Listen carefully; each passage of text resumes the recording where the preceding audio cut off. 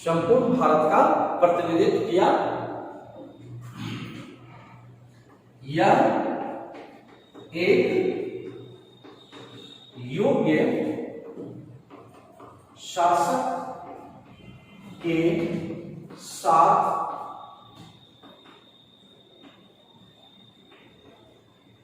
संस्कृत भाषा के विद्वान एवं विद्वानों का संरक्षक था। संस्कृत भाषा के विद्वान और विद्वानों का संरक्षक था।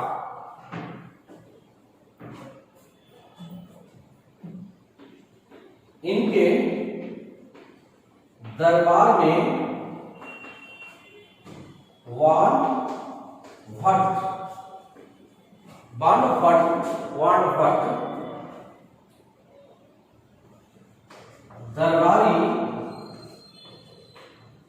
दरबारी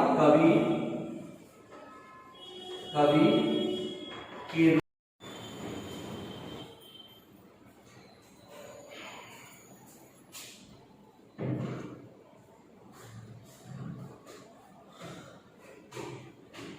तो मैं टॉपिक वर्धन वंश, तो इसमें मैं सबसे पहले आपको वर्धन वंश के इतिहास के बारे में बता दूं कि यह कैसे क्रिएट हुआ। वर्धन वंश कौन था, कहाँ इसका सेंटर था। तो सबसे पहले मैं एक लाइन इसको लिखाऊंगा, फिर मैं इसको जब आपको व्याख्या करके समझाता हूं। पहले लिखेंगे आप प्राचीन भारत में गुप्त साम्राज्य के बाद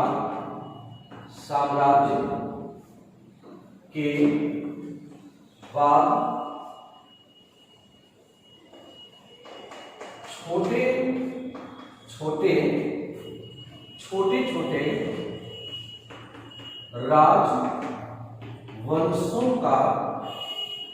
राजवंशों का उदय हुआ, जिसमें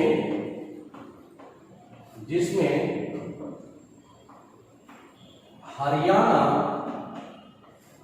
के निकट थानेश्वर में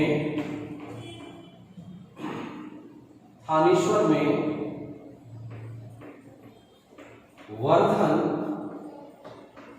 वंश का उदय हुआ, जो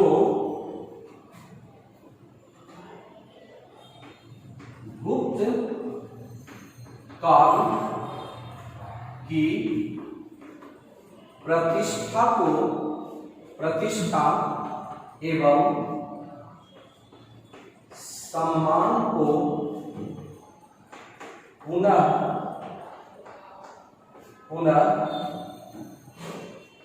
स्थापित करने का प्रयास किया। ठीक है, इसको नोट कर लेंगे पहले, तब हम लोग इसको आगे देखेंगे।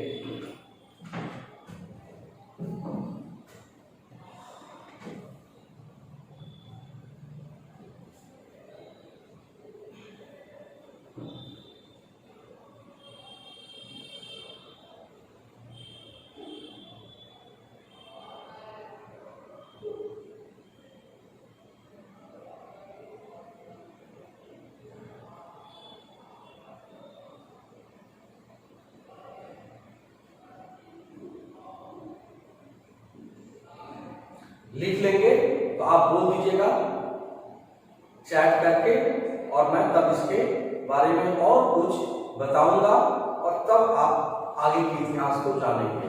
रिपीट, ओके, रिपीट करेंगे, जरूर करेंगे।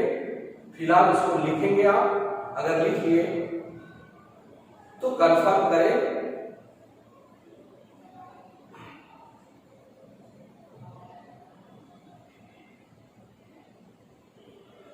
मैं पढ़ के सुनाता हूं। प्राचीन भारत में गुप्त साम्राज्य के बाद छोटे छोटे राजवंशों का उदय हुआ, जिसमें हरियाणा के निकट थानेश्वर में वर्धन वंश का उदय हुआ, जो गुप्त काल की प्रतिष्ठा एवं सम्मान को पुनः स्थापित करने का प्रयास किया।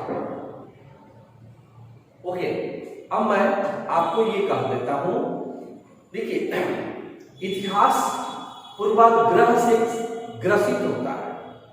जो इतिहास में पहले हुआ उसको आगे बढ़ाने के लिए परवर्ती राजाओं ने भरसक प्रयास किया, और ऐसा होता भी है। जैसे कि हम देखते हैं कि हमारे समाज में, हमारे परिवार में जो काम हमारे पूर्वजों ने शुरू किया, उस काम को हमारे आने वाली पीढ़ियों ने आगे बढ़ाया, उसकी प्रतिष्ठा को या तो चरमोत्कर्ष पर पहुंचाता है, अथवा उस प्रतिष्ठा को उसी रूप में बनाए रखने में सफल होते हैं, अथवा उस प्रतिष्ठा को किसी न किसी कारणवश समाप्त करने में वह भागीदार बन जाते हैं। भारत के इतिहास में यही कुछ देखा गया। प्राचीन काल से लेकर के मध्यकाल के सल्तनत के इतिहास था। अब हम लोग मध्यकाल में प्रवेश करने वाले हैं। तो मौर्य काल में देखा कि चंद्रगुप्त मौर्य हो या अशोका हो, उन्होंने भारत को अखंड भारत के रूप में स्थापित करने का प्रयास किया। उसी तरह से गुप्त काल में समुद्रगुप्ता, चंद्रगुप्त द्वितीय, कुमारगुप्त, स्कंदगुप्त कई शासक हुए जो भारत के सम्मान को बढ़ाया, लेकिन किसी न किसी कारणवश गुप्त वंश का अंत हुआ और फिर छोटे छोटे राज्य का जो उदय होने लगा, उसी में एक नया राजवंश आया, वर्धन वंश, जिसको आरंभिक काल में पुष्यभूति वंश भी कहा गया।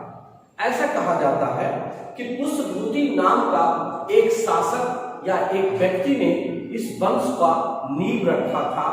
बाद में उसके पीढ़ी में नरवर्धन हुए और नरवर्धन ने इस वर्धन साम्राज्य को, मतलब वर्धन वंश को अस्थायित्व प्रदान किया। फिर उसका बेटा हुआ प्रभाकर वर्धन। प्रभाकर वर्धन लगभग 590 में शासक बना और लगातार 605 तक शासन किया और अपने साम्राज्य को चारों तरफ फैलाने के क्रम में पूर्व में बंगाल और पश्चिम में लगभग कन्नौज तक यह अपने साम्राज्य को फैलाया।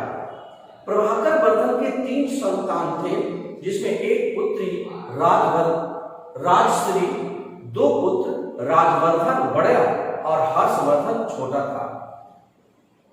मालवा और बंगाल के गौड़ वंश के शासक शशांक के साथ अपने साम्राज्य को फैलाने के क्रम में जब प्रभाकर वर्धन मारे गए, तब एकाएक उनके बड़े पुत्र राजवर्धन पर साम्राज्य का भार आ गया।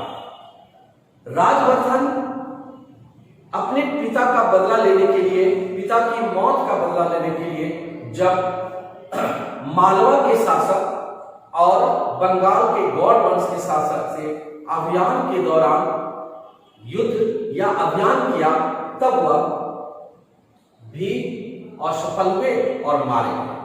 फिर एकाएक आ गया भार हर्षवर्धन पर। हर्षवर्धन अपने प्रारंभिक प्रतिकूल परिस्थितियों को अनुकूल करने में भरसक प्रयास किया।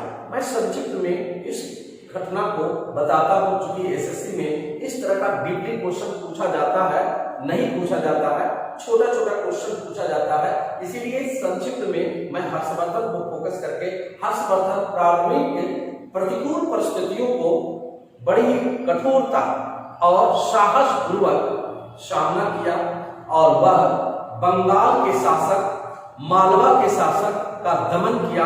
अपनी बहन राजवर्धन, जिसका विवाह मौखरी वंश के राजा से हुआ था, उनकी भी मृत्यु हो गई थी।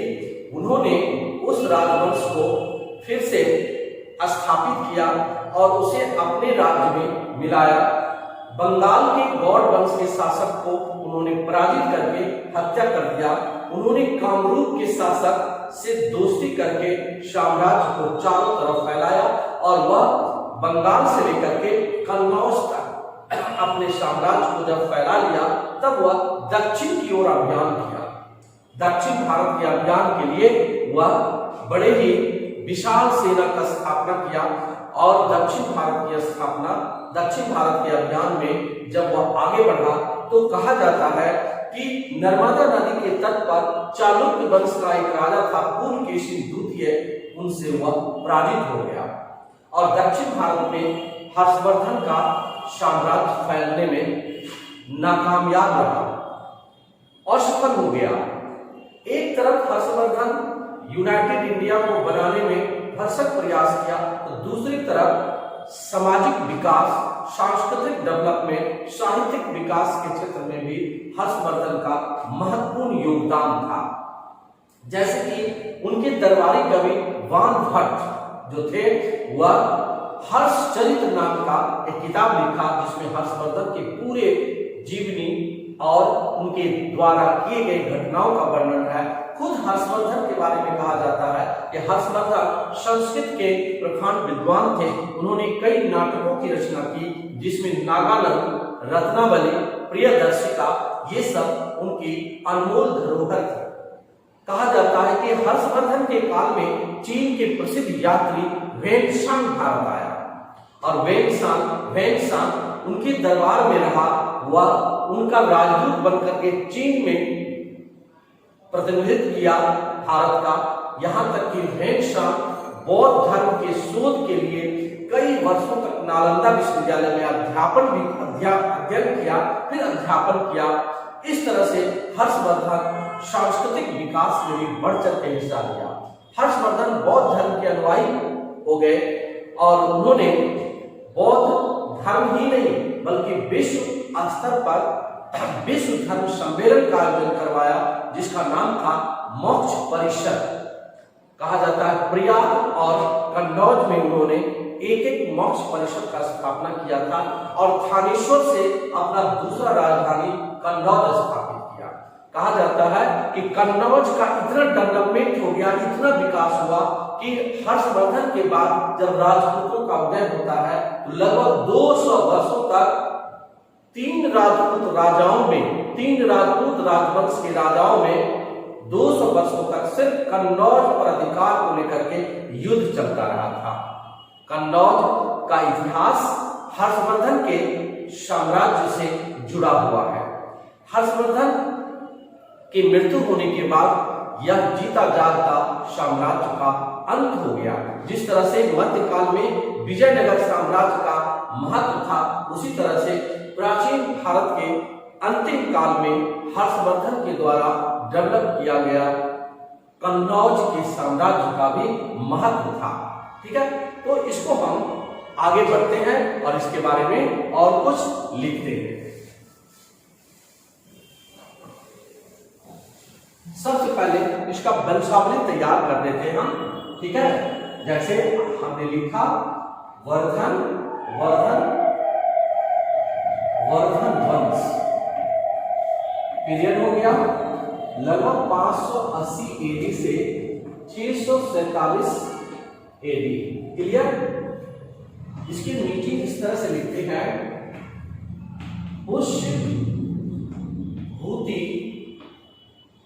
पुष्यभूति, इसके बारे में लिखते हैं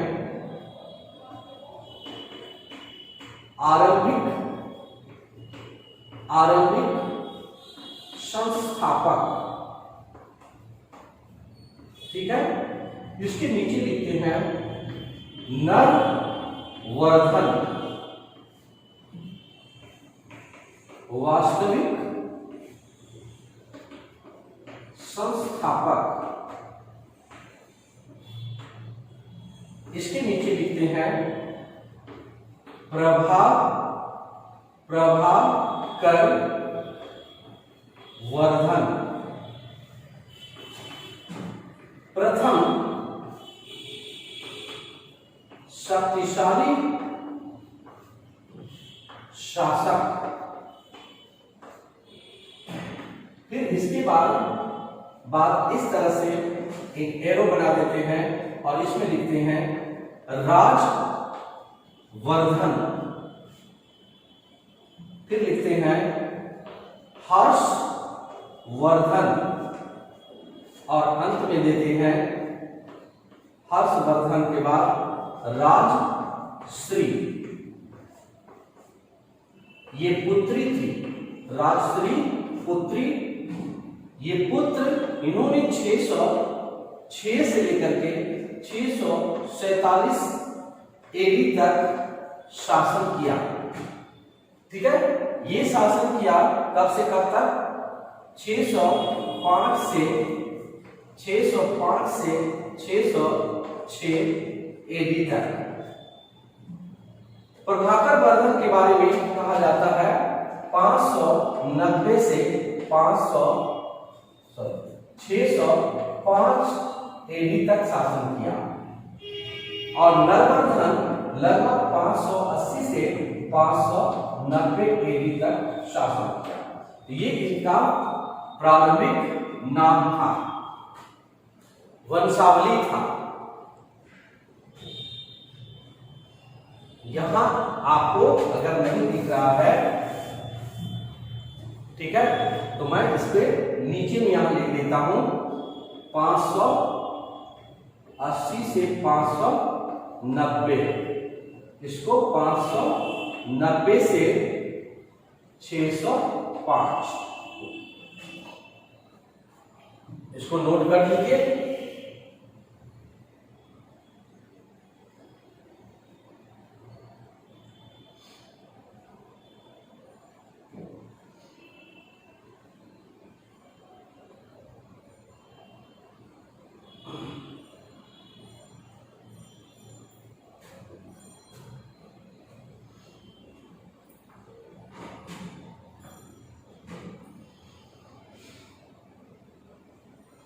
अगर लिख लिए हैं तो आप कंफर्म करें, डन।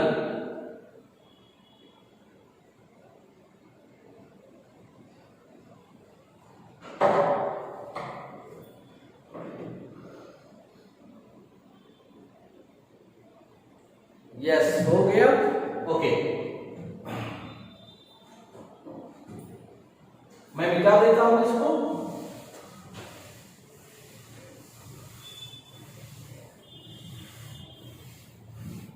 अब राजवर्धन वगैरह के बारे में बहुत सारी जानकारी हमें लेना नहीं है, सीधे हर्षवर्धन पर आते हैं। और हर्षवर्धन को हेडी बना करके हर्षवर्धन पीरियड तो पता ही है 606 एडी से 647 एडी तक। ठीक है, अब इसके बारे में हम लोग जान लेते हैं। पहले लेक्चर से हमने समझा दिया।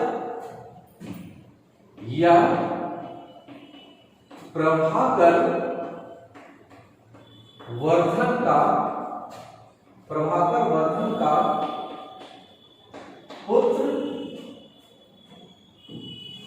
पुत्र एवं राजवर्धन का छोटा भाई था। राजवर्धन का छोटा भाई था। इसे प्राचीन भारतीय इतिहास में, प्राचीन भारत के इतिहास में अंतिम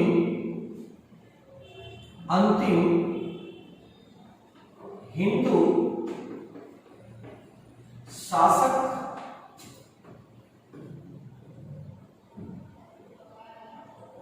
इतिहास में अंतिम हिंदू शासक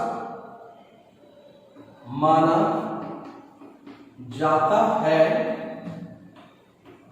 जिन्होंने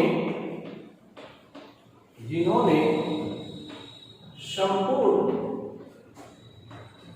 भारत का प्रति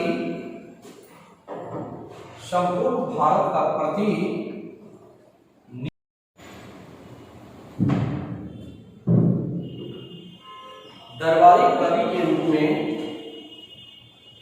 रहते थे।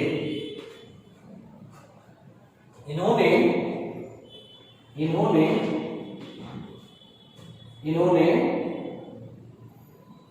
हर्षचरित नामक पुस्तक लिखा। हर्षचरित नामक पुस्तक लिखा। किसने लिखा? हर्षवर्धन या वानभट्ट ने लिखा।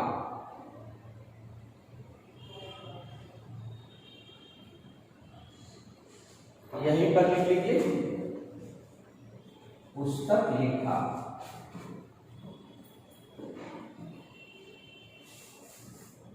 आगे लिखेंगे इसको, तब हम आगे फिर से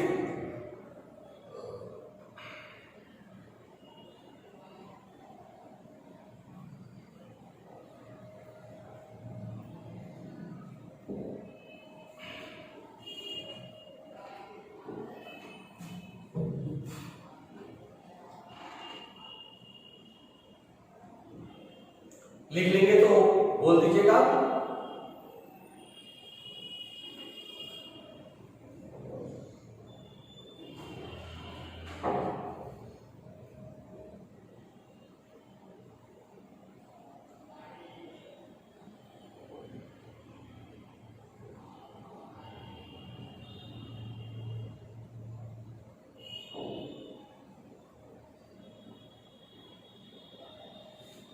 डन।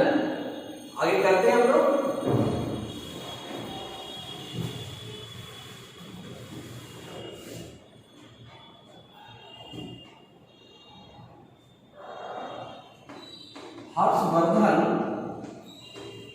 हर्षवर्धन ने संस्कृत भाषा में नागानंद रत्नावली, बहुत इंपॉर्टेंट क्वेश्चन है, रत्नावली एवं प्रियदर्शिका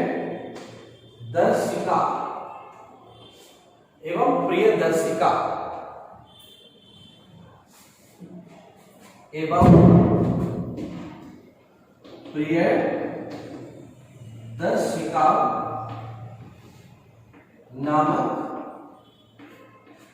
पुस्तक लिखा।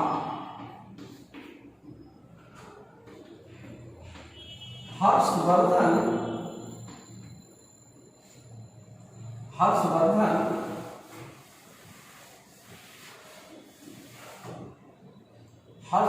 ने संपूर्ण उत्तर भारत में अपने साम्राज्य को स्थापित करने के बाद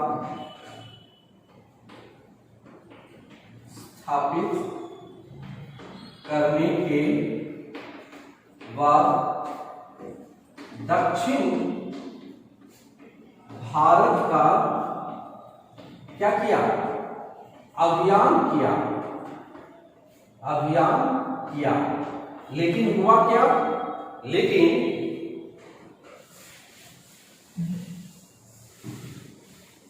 लेकिन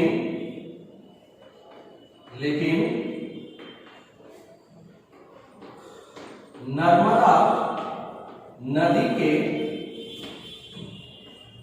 तट पर चालुक्य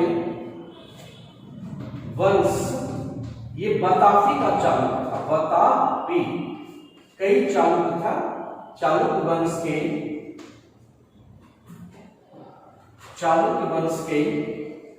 शासक पुलकेशिन द्वितीय से पराजित हो गया।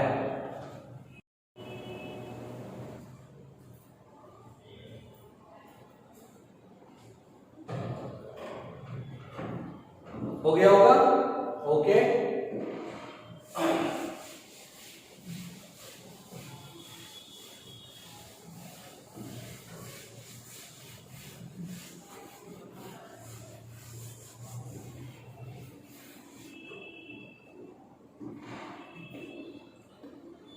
हर्षवर्धन के काल में कन्नौज का तेजी से विकास हुआ।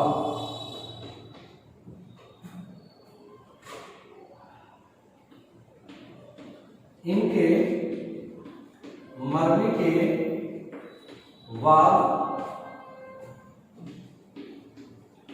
वर्धन वंश का अंत हो गया, लेकिन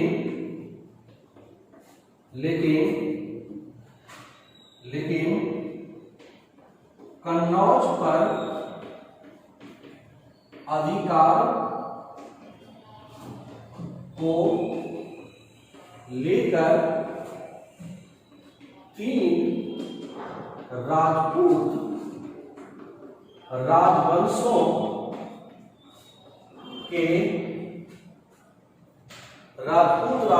के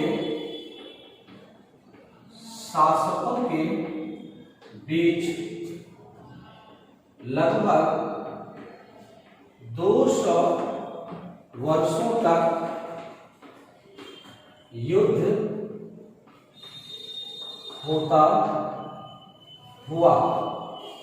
युद्ध हुआ, जिसे त्रिपक्षीय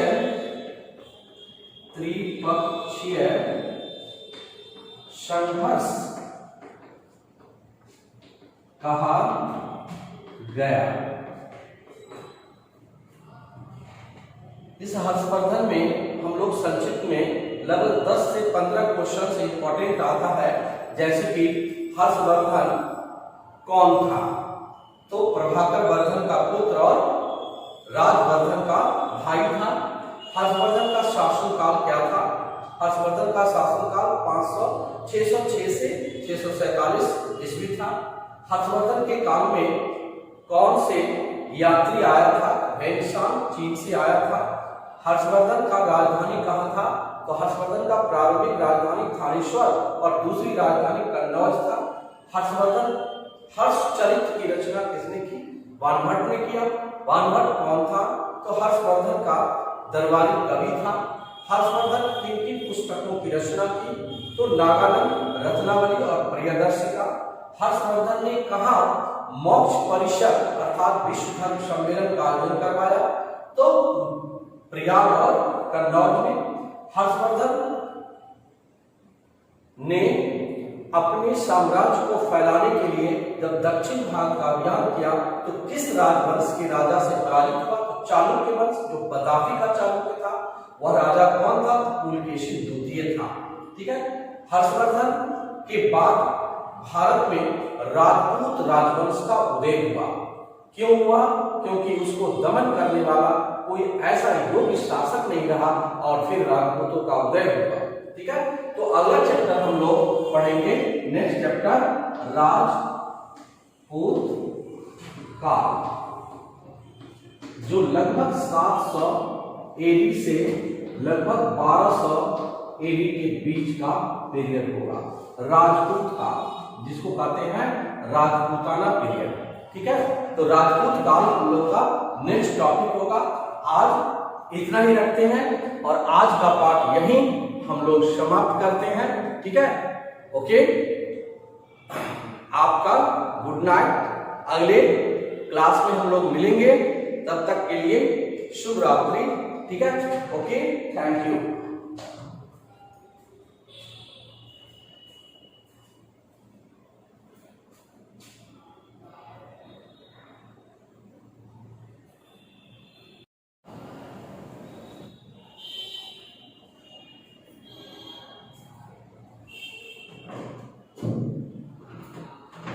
यह उनके साम्राज्य के विस्तार में एक तरह से कहा जाए ड्रॉप बैक था, क्योंकि वह फिर दक्षिण में अपने अभियान को कंटिन्यू नहीं कर पाया।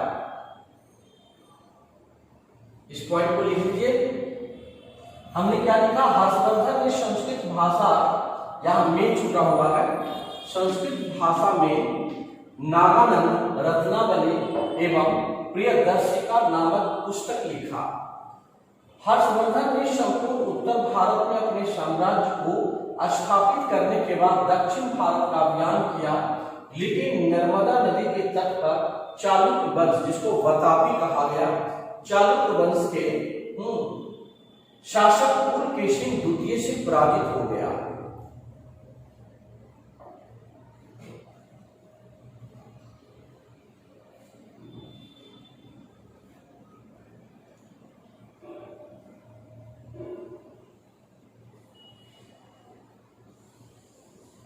हो गया, ओके।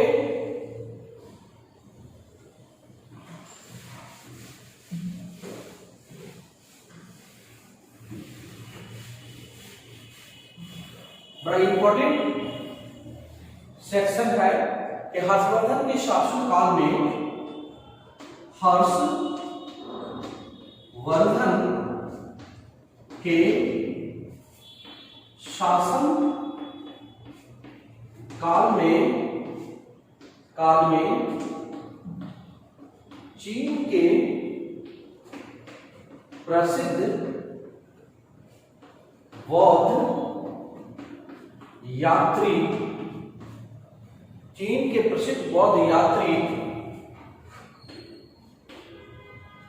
वेन शांग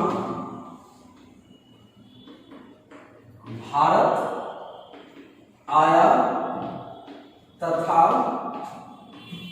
कई वर्षों तक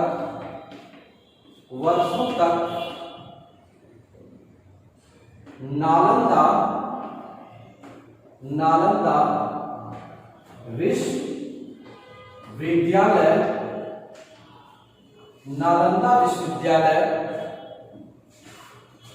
में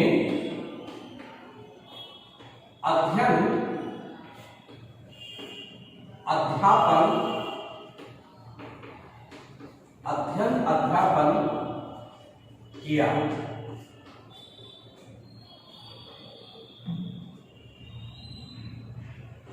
वैसे मध्य काल में लगभग 1194 ईस्वी में कुतुबुद्दीन बख्तियार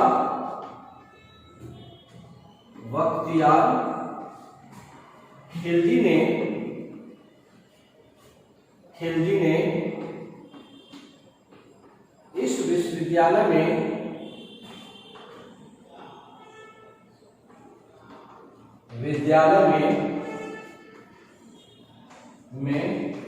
आग लगा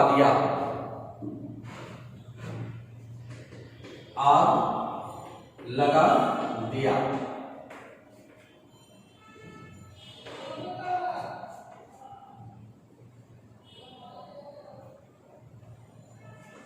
हर्षवर्धन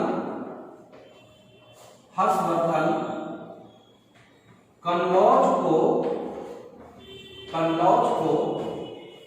अपना दूसरा राजधानी बनाया।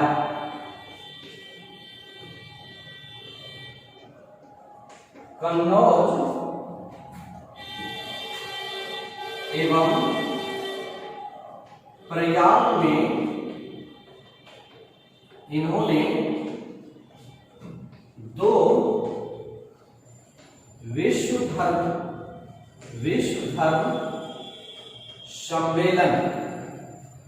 सम्मेलन जिसको कहा गया मोक्ष परिषद। कई बार क्वेश्चन पूछा गया है। सम्मेलन का आयोजन करवाया, ऊपर लिख रहा हूं मैं, आयोजन करवाया।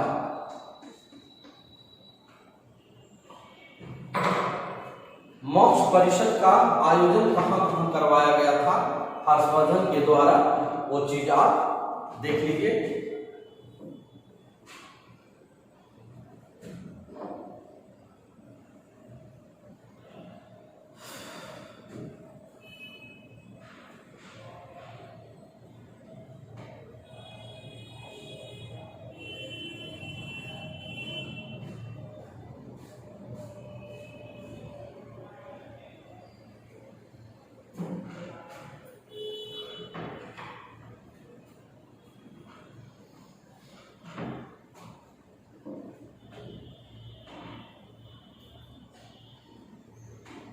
डन कर लेंगे तो बोल दीजिएगा। कुछ ही स्लाइड और बचा हुआ है।